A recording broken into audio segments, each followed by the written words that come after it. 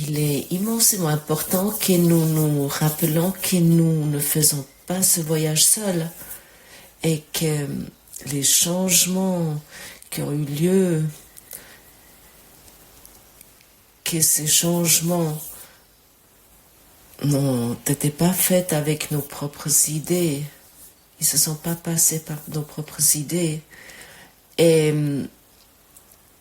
si nous oublions nouveau la guidance, où nous avons nouveau des doutes, où nous nous permettons nouveau des pensées négatives, où nous devenons nouveau conscience de notre indignité que nous avons fait nous-mêmes, nous pouvons toujours faire un pas en arrière, céder le pas et prendre une respiration et nous souvenir à la vérité.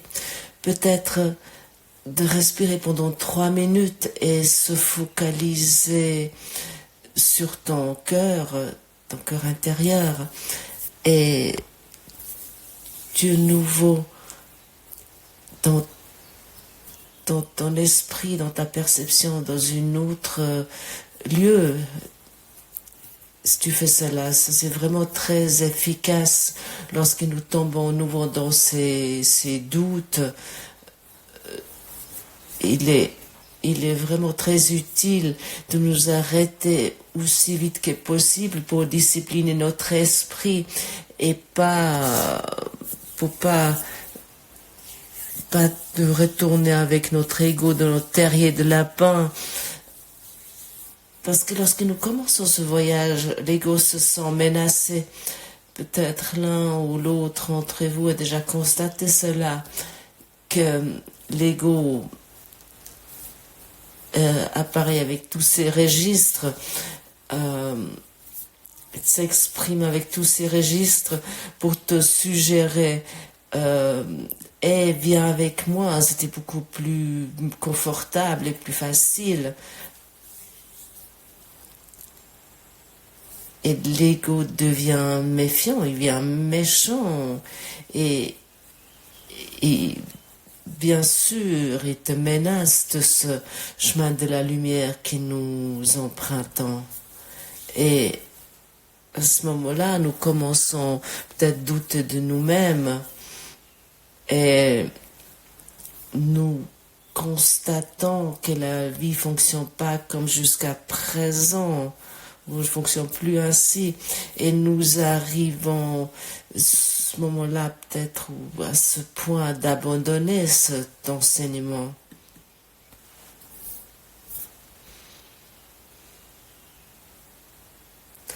Et entre autres, cette proposition est ici que cela peut arriver et que cela est ok pour te garder, pour que tu puisses rester sur cette direction. Et nous avons besoin l'un et les autres, et nous avons besoin de nos compagnons puissants pour renforcer notre faible détermination lorsque nous essayons de nous détourner du chemin.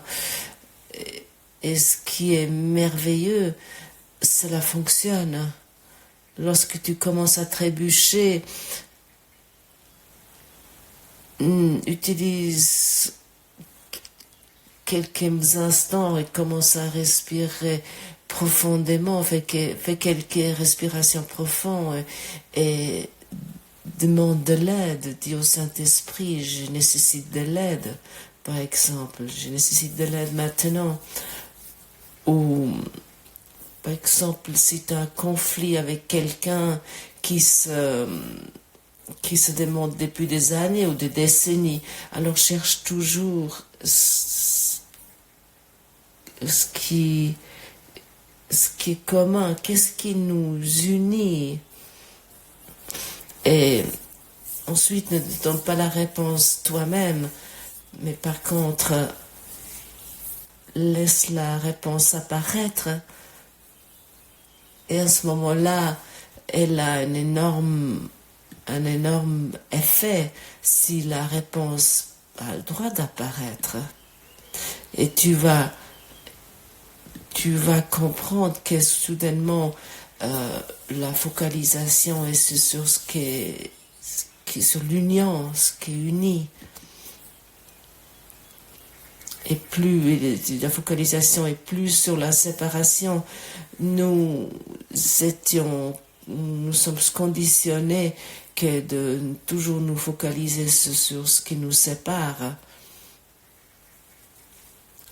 Et la révision d'aujourd'hui nous donne vraiment une indication merveilleuse. Donne-moi ta bénédiction, Saint-Fils de Dieu. C'est la révision 161 ou la révision 162. Je suis tel que Dieu m'a créé. Qu'est-ce qui se passe lorsque nous empruntons ce chemin, nous acceptons notre complétude, nous rappelons le monde entier à la complétude et qui appartient bien naturellement au monde entier et que nous partageons avec le monde entier. Et nous ne sommes pas des missionnaires, des prêcheurs.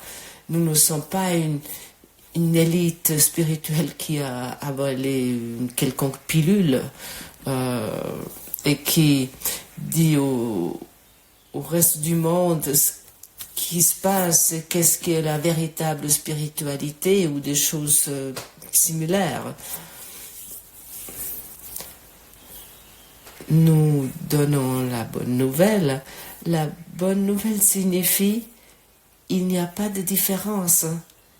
Tu es entier, tu es parfait, tu es complet, tu es pareil à moi.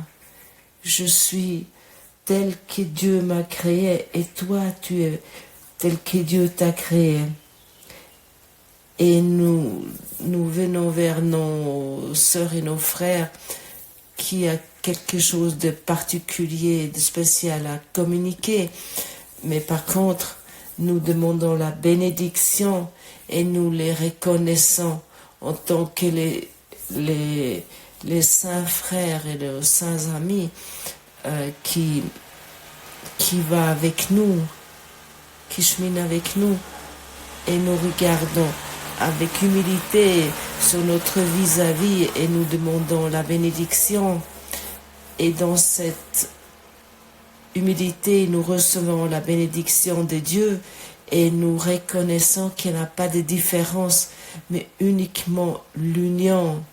Comme déjà mentionné il n'y a pas longtemps, lorsque nous regardons sur une relation où il y a un toi et un moi, et avec toi je suis dans cette relation particulière, nous ratons l'union qui a toujours existé. Et à ce moment-là, je fais quelque chose de séparé. Parce que à ce moment-là, je suis qu'en relation avec toi et peut-être encore avec 10 autres personnes et ça suffisant pour l'ego.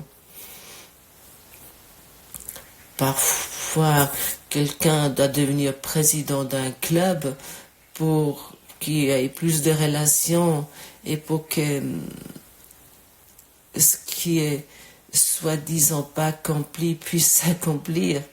Et nous faisons attention à ce qui nous unit.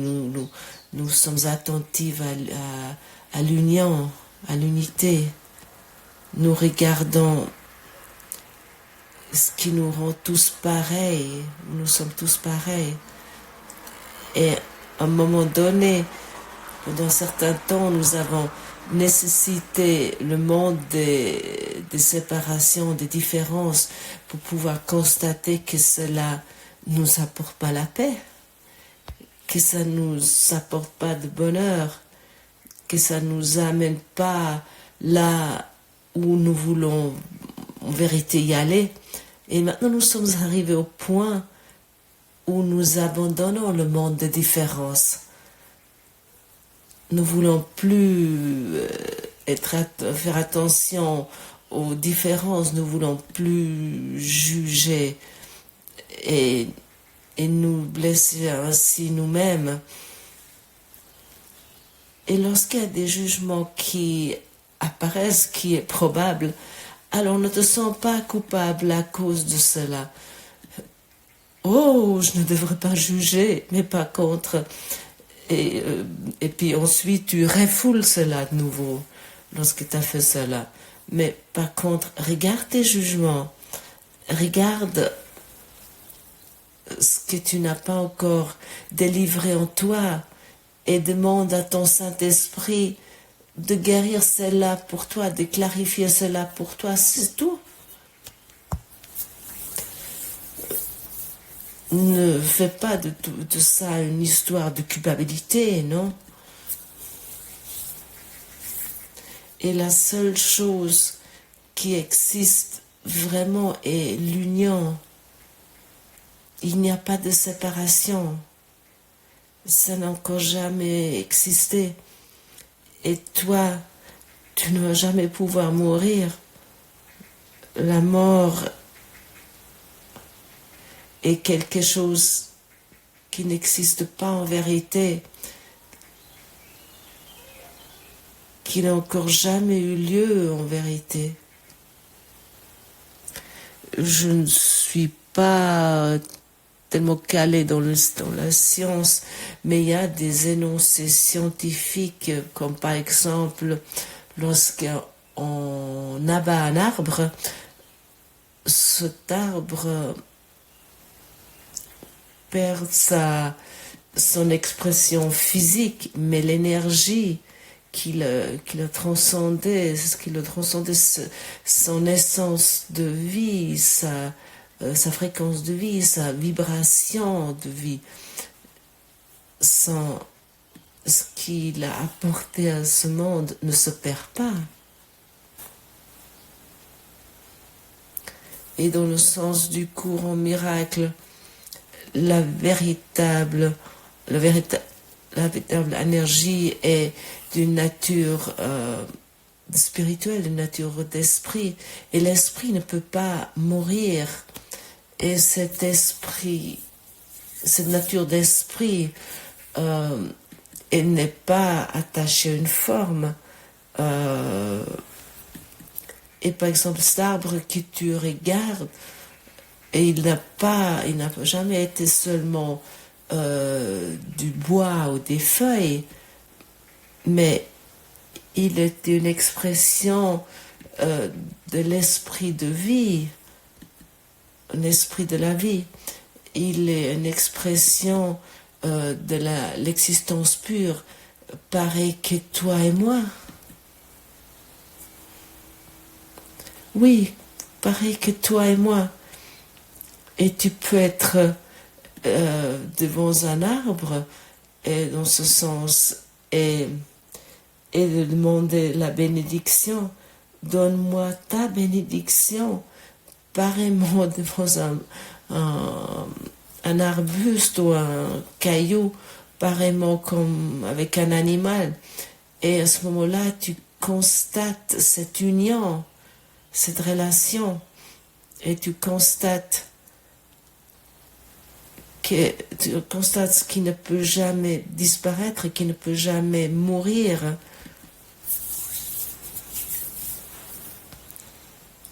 Et lorsque l'arbre est coupé, l'expression change, mais l'image change, mais l'énergie reste. Elle continue à exister. Et lorsque nous demandons le Saint-Esprit, sa vision, sa vue, il va simplement pouvoir nous dire il n'y a pas de perte, mais simplement un changement.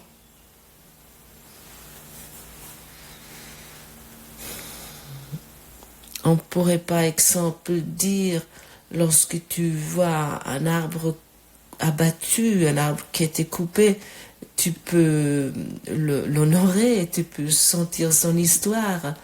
et tu peux te poser la question, qu'est-ce qui veut se démontrer ici d'une façon nouvelle? Rien de réel ne peut se perdre, ça change uniquement la forme.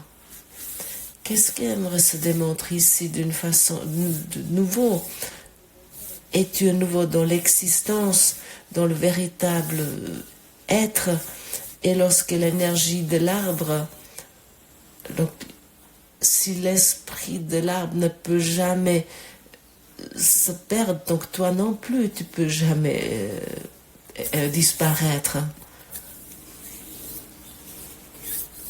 Et aussi ceux qui sont partis avant toi, qui sont déjà partis, ils ne sont pas non plus, ils sont pas perdus, ils n'ont pas disparu, à part dans la forme, ils vont bien.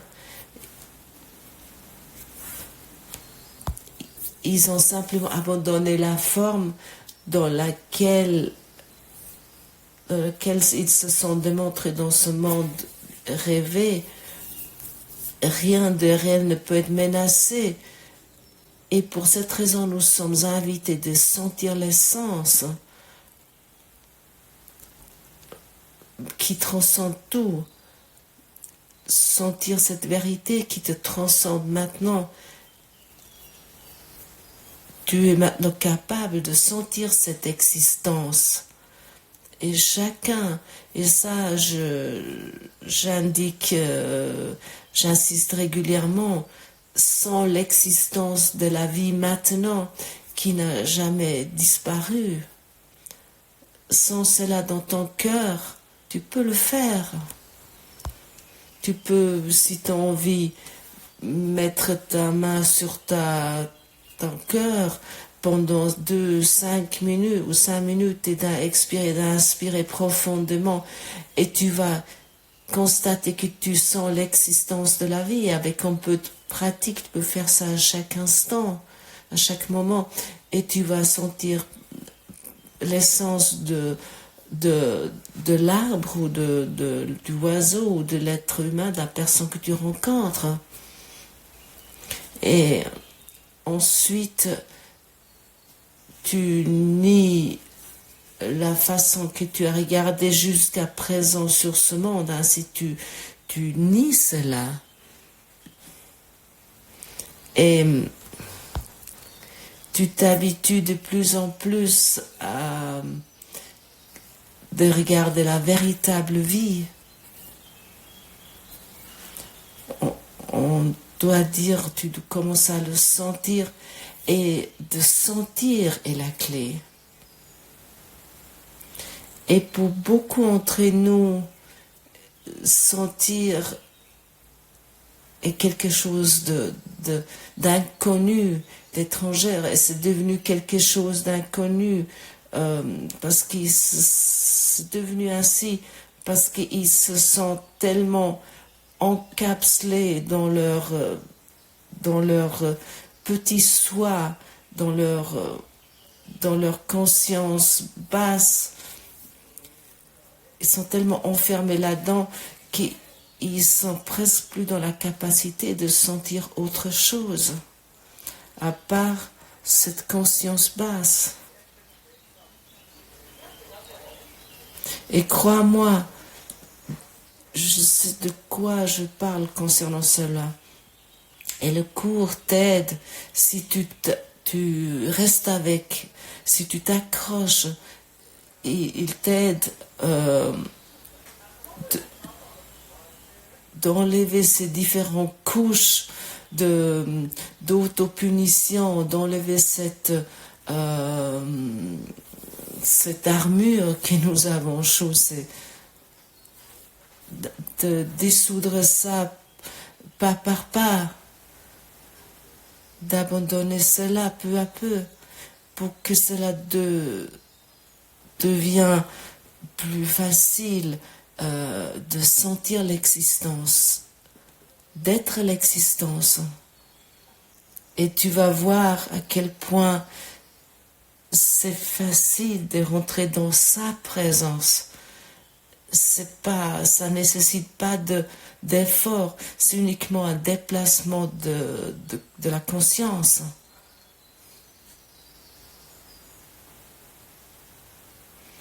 Et ainsi nous sommes demandés quotidiennement de changer, de déplacer notre conscience.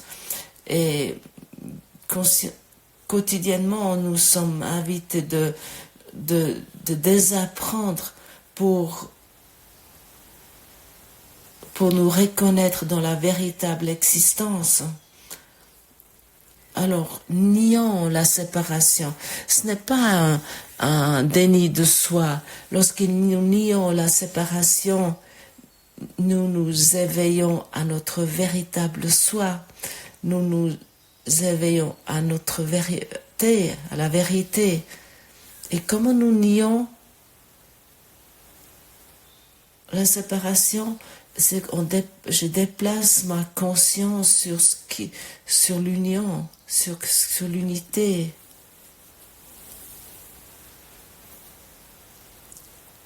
Et l'exemple avec l'arbre est apporté ici parce que l'arbre est pour toi neutre. Lorsque tu rencontres vraiment un arbre, tu vas constater, il ne te juge pas. Et beaucoup de personnes ont des difficultés de s'imaginer une autre personne et se dire « Donne-moi ta bénédiction, Saint Fils de Dieu ou Saint Ami », ou de reconnaître cette union, cette véritable relation dans l'union. Pour beaucoup, c'est plus facile de pratiquer cela dans la nature. Va si tu as envie dans la forêt. Et oui, va à nouveau une fois dans la forêt. Regarde les arbres. Pourquoi des gens aiment tellement aller dans la forêt? Parce qu'ils sont entourés d'êtres vivants qui les jugent pas, même s'ils sont abattus, même s'ils sont déjà coupés. Il n'y en a pas de jugement qui a lieu. Et pour cette raison, nous pouvons aussi facilement nous détendre dans la forêt ou avec un arbre qui nous est devenu cher, ou avec un animal domestique. Pourquoi pas? Ou avec un oiseau qui passe. Ou soudainement ce n'est plus un oiseau, mais c'est soudainement une énergie vivante, c'est l'essence de la vie, cette existence de la vie, ce qui nous unit. Tu n'es même vraiment de rien séparé de ton univers.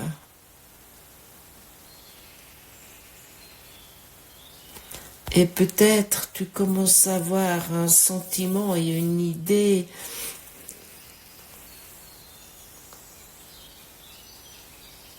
que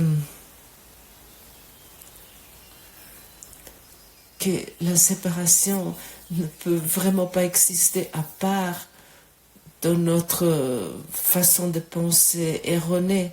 Et aujourd'hui, nous voulons utiliser des pensées qui nous amènent sur le chemin de l'amour. Nous voulons pratiquer les leçons et accepter que Dieu n'est qu'amour. Et donc, je le suis aussi, pareillement que toi. Et nous voulons être dans la pratique. Donne-moi la bénédiction, Saint-Fils de Dieu. Donne-moi ta bénédiction, mon ami bien-aimé, pour que je reconnaisse ce qui nous unit. Et nous voulons accepter, et il s'agit vraiment de l'acceptation que nous sommes tels que Dieu nous a créés, et nous ne voulons plus nous lamenter comment cela pourrait être ou ça pourrait pas y être. Nous voulons être dans l'acceptation totale. Et ça, c'est la nouvelle façon d'apprendre. Parce qu'avec l'acceptation totale de cette leçon, cette leçon d'aujourd'hui. Il y a un apprentissage au-delà du temps qui se passe. À ce moment-là, l'apprentissage n'est plus horizontal mais vertical. Et à ce moment-là, le Saint-Esprit peut nous enseigner. Et cet enseignement est totalement autre de ce que nous avons appris à l'école. À ce moment-là, 1 plus 1 ne font plus 2, mais nous incluons tous ces 100% qui nous sont disponibles et que le Saint-Esprit nous met à disposition. Et nous prenons toute la mathématique. Et pour cette raison, nous voulons abandonner notre façon scolaire d'apprentissage. Et je le répète encore une fois, nous voulons être dans l'acceptation totale de ce qui nous est proposé ici. Et à ce moment-là, tu vas t'éveiller dans un apprentissage turbo. Tu auras un turbo. Beaucoup de plaisir avec ça là. Merci d'avoir écouté cette traduction. Il y a un texte en dessous du podcast pour ceux que cela intéresse. Si ce podcast vous a plu, n'hésitez pas à mettre un pouce levé. Merci d'avoir écouté et à demain.